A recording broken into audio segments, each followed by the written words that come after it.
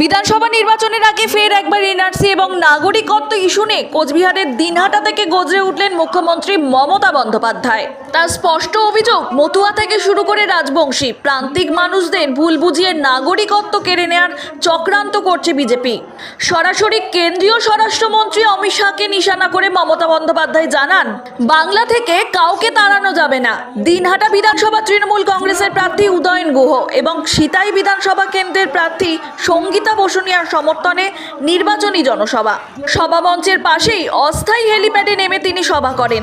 আজকে মুখ্যমন্ত্রী কোচবিহারে একটি বেসরকারি হোটেলে থাকবেন। আগামীকাল কোচবিহার রাসমেলার মাঠে তার জনসভা রয়েছে।